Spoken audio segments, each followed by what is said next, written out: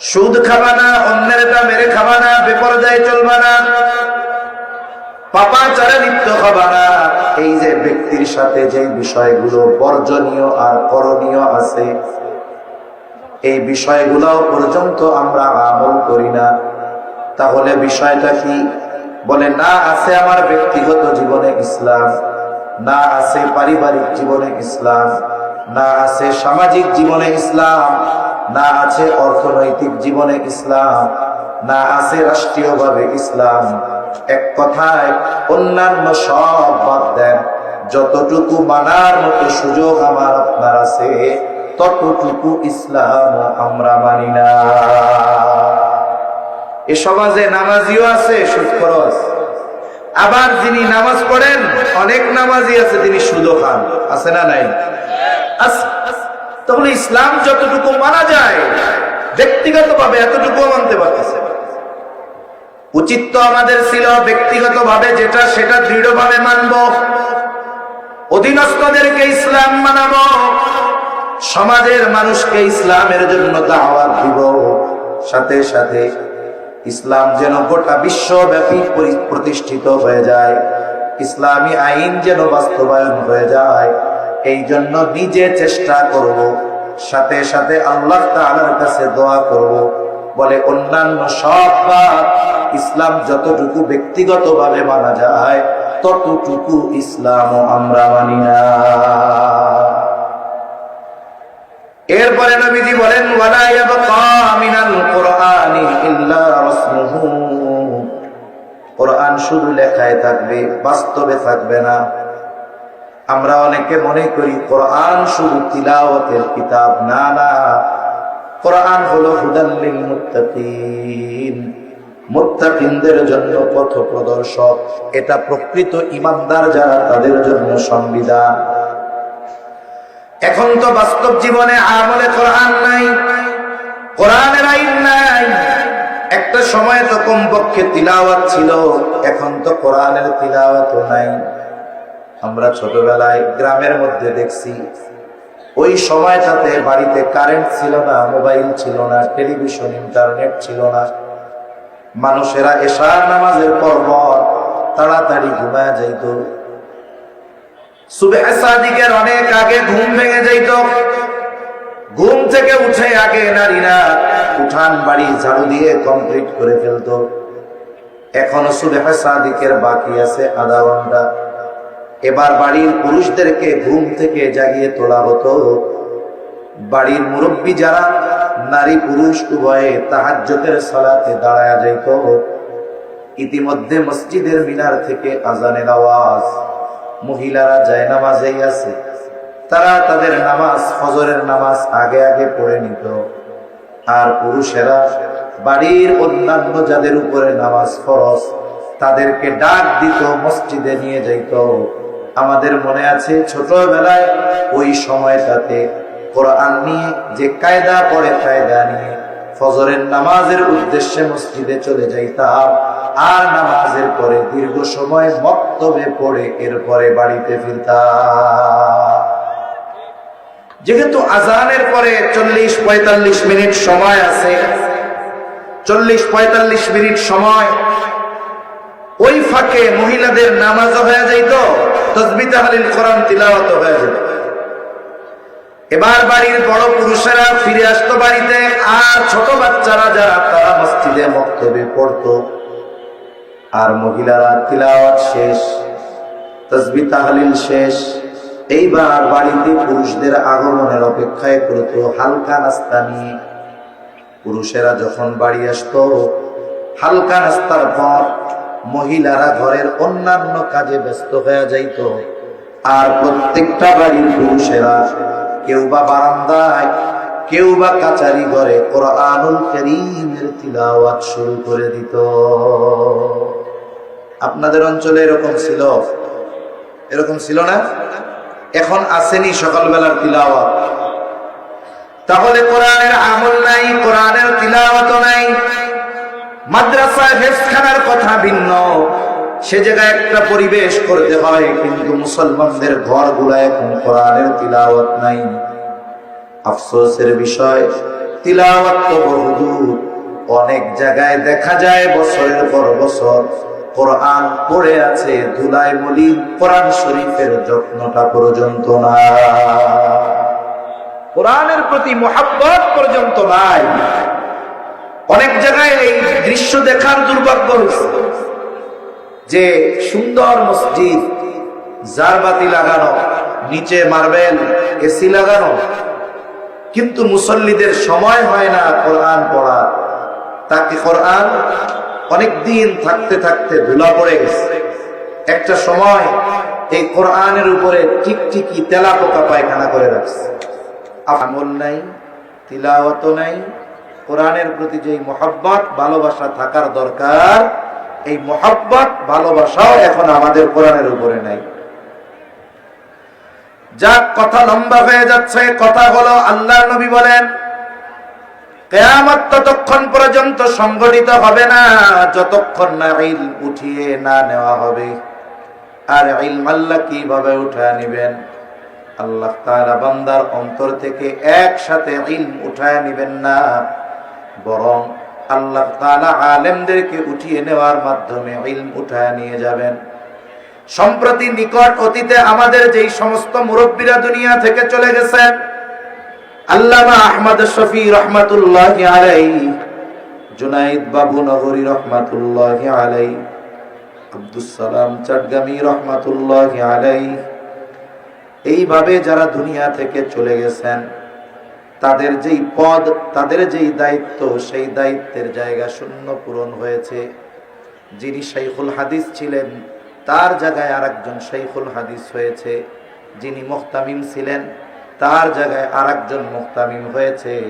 কিন্তু বলুন তো, জুনাইদ বাবু নগরীর পদ পূর্ণ হয়েছে, কিন্তু এখন যিনি ওনার পদে আছেন, দায়িত্বে আছেন, জুনাইদ বাবু নগরী রহমাতুল্লাহি আলাইহির যে ইলম, তার সমপরিমাণ ইলমার তাকওয়া এখন যিনি আছেন তার নাই, এটাই বাস্তব।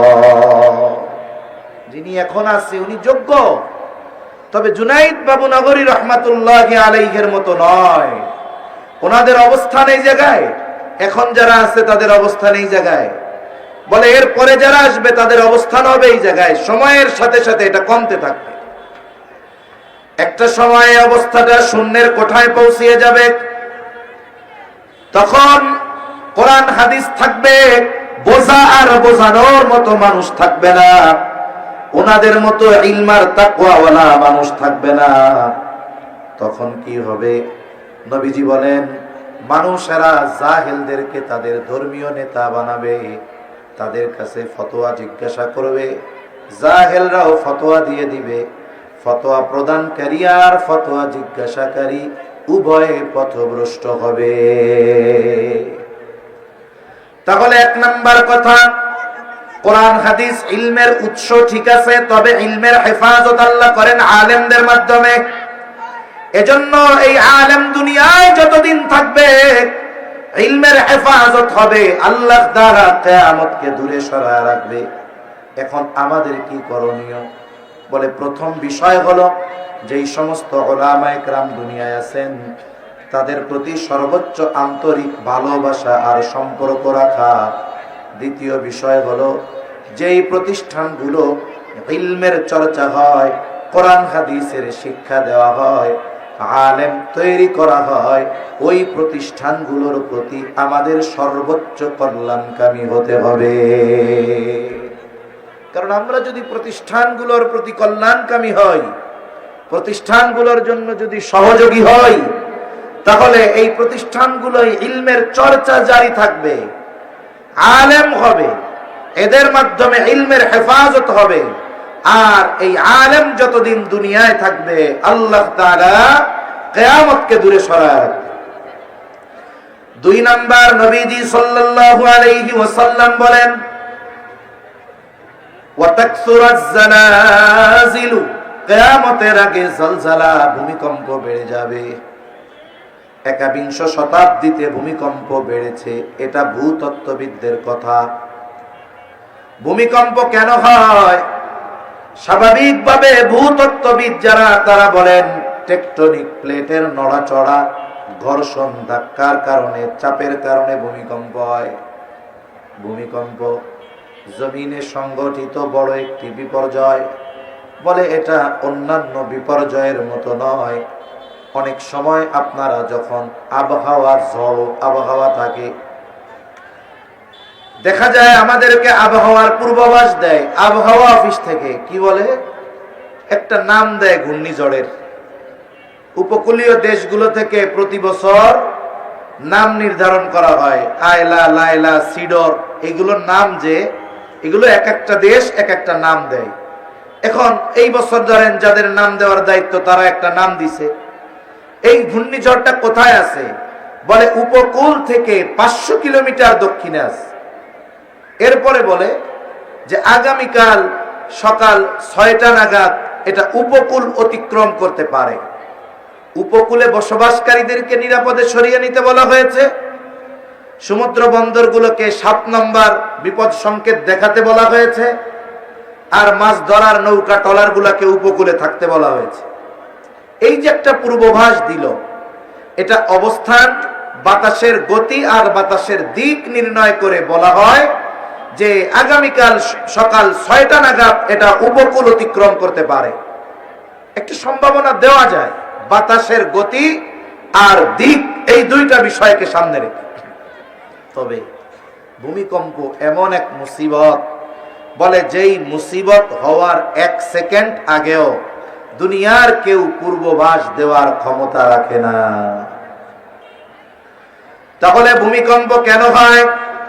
ভূতত্ত্ববিদরা বলে টেকটনিক প্লেটের নড়াচড়ার কারণে হয়, কিন্তু বাস্তবতা এটা না।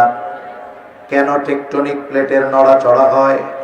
নড়াচড়ার কারণটা কি? ভূমিকম্পের কারণটা কি? এটা আমাদের কোরআন সুন্নাহ থেকে জানতে হবে।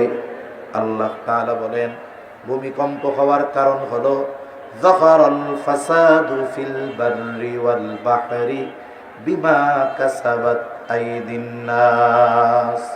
আল্লাহ তাআলা বলেন জলে স্থলে যত ধরনের বিপর্যয় সব মানুষের হাতের কামাই। তার মানে ভূমিকম্প, অতিবৃষ্টি, অনাবৃষ্টি, সিডর, আয়লা, লায়লা, এসব কিছু হওয়ার মূল কারণ হলো আমাদের পাপ। আমাদের পাপের কারণে এগুলা হয়। আল্লাহ তাআলা যেই পরিমাণ পাপ আমরা করি ওই পরিমাণ শাস্তি আল্লাহ তাআলা দেন না, ওই পরিমাণ আযাব গজব আল্লাহ তাআলা দেন না। আমাদের অতি সামান্য শাস্তি দেওয়া হয়। আল্লাহ তাআলা বলেন লিউযিকাহুম বা'দাল্লাযী আমিলু, আমরা যে আমলগুলো করি ওই আমলের তুলনায় অতি সামান্য বদ আমলের শাস্তি আল্লাহ দেন। এর ফলশ্রুতিতে কি হয়? বলে সিডরের মতো বিপর্যয় হয়। এর ফলশ্রুতিতে কি হয়? বলে 5.7 মাত্রার মতো ভূমিকম্প হয়। এই ভূমিকম্পের সময় যারা ঢাকা শহরে ছিল, কয়েক সপ্তাহ আগে যেই ভূমিকম্প হলো জুমার দিন, কেমন যেন ছাদ ভেঙে পড়তেছে, খাটগুলো কাঁপতেছে। মুহূর্তের ভিতরে মানুষ রাস্তায় নেমে এসেছে, আত্মচিৎকার, আর্তনাদ, মনে হচ্ছে কিয়ামত শুরু হয়ে গেল। কি অবস্থা! আল্লাহ তাআলা এই যে শাস্তি দিলেন এটা আমাদের ধ্বংস করে দেওয়ার জন্য দেন নাই। আল্লাহ তাআলা বলেন কেন আমি তাদেরকে কিছু পাপের শাস্তি আস্বাদন করাই? উদ্দেশ্য কি? কারণটা কি? আল্লাহ বলেন বা'দাল্লাযী আমিলু লাআল্লাহুম ইয়ারজিউন, যাতে করে তারা পাপের পথ থেকে প্রত্যাবর্তন করে নেকের পথে ফিরে আসে, আল্লাহর পথে ফিরে আসে, শয়তানের পথ থেকে আল্লাহর দিকে চলে আসে। কিন্তু আফসোসের ব্যাপার, ভূমিকম্প আমাদের বিল্ডিং গুলো কাঁপিয়ে দিয়েছে, আমাদের আসবাবগুলো কাঁপিয়ে দিয়েছে, কিন্তু আমাদের হৃদয়ের মধ্যে প্রকম্পন সৃষ্টি করতে পারে নাই। যার কারণে চায়ের দোকানের আড্ডা কমে নাই, টেলিভিশনের দোকানে টেলিভিশনের নাচ গান বন্ধ হয় নাই, পাপাচার বন্ধ হয় নাই, মদের বার বন্ধ হয় নাই, মসজিদের মধ্যে মুসল্লি বাড়ে নাই, সুদ ঘুষ বন্ধ হয় নাই। অথচ এইগুলো বন্ধ হওয়ার জন্যই আল্লাহ ভূমিকম্প দিয়েছিলেন। ঠিক কিনা বলেন? বলেন তো, একটা ছাত্র অন্যায় করছে অথবা সন্তান অন্যায় করেছে, বাবা সন্তানকে শাস্তি দিল, ওস্তাদ সন্তানকে শাস্তি দিল, উদ্দেশ্য এটা নয় যে ছাত্রকে মেরে ফেলবে, সন্তানকে মেরে ফেলবে। উদ্দেশ্য হলো শাস্তি দেওয়া, যে খবরদার খবরদার, যেই অপরাধের কারণে শাস্তি দিলাম এই অপরাধটা যেন তোমার দ্বারা আর সংগঠিত না হয়। বলুন তো, দেখা গেল শাস্তি দেওয়ার পর আবার সে এই একই অপরাধে জড়িয়ে গিয়েছে। বলেন তো, এইবার যদি তাকে শাস্তি দেওয়া হয়, শাস্তির মাত্রা আগের চাইতে কম হবে নাকি বেশি হবে? আল্লাহ তাআলা 5.7 ভূমিকম্পের মাত্রা দিয়েছেন কেন? মসজিদের মানুষেরা বলতো যে এরকম হবে। আওয়াজটা মিলে নাই, সুন্দর হচ্ছে না। এত সুন্দর সাউন্ড সিস্টেম, কোথায় আওয়াজ? মনিটর গুম গুম করবে, আওয়াজ নেই, ফেস ফেস করে রিভার্ব দেন, আওয়াজ ছাড়েন, সুন্দর হচ্ছে না তো আওয়াজ।